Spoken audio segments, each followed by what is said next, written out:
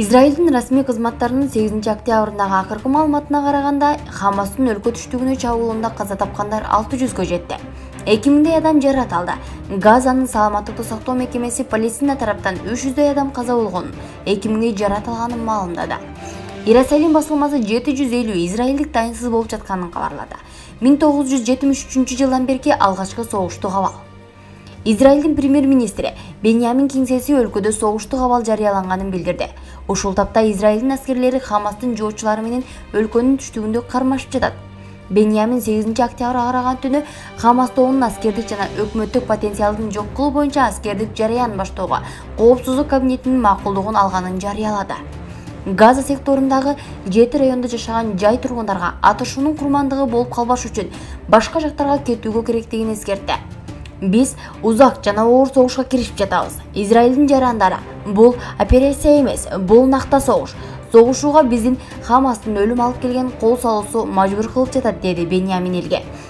Анын айтымында Темир кылыч операциясынын биринчи фазасы Израилдин аймагына кирип келген Хамас жоочуларын жок кылууга багытталган жана ал жакынкы арада жыйынтыкталат. Экинчи фазасында Израиль Газа секторунун жоочуларын тазалап, алардын командирлерин жок кылып, барымтага алынган израилдиктерди бошотууну көздөйт.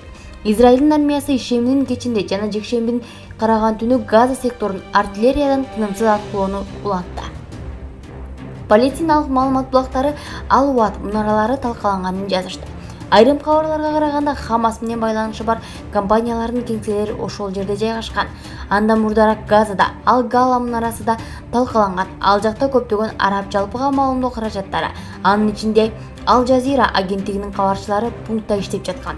Бомбалоо алдында израилдик аскерлер имараттын ичиндегилердин баарын сыртка чыгып кетүүгө чакырган.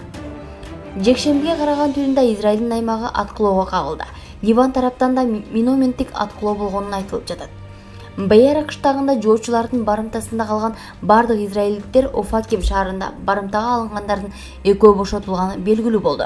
Хамастын жоочулары буттага алынган объектилердин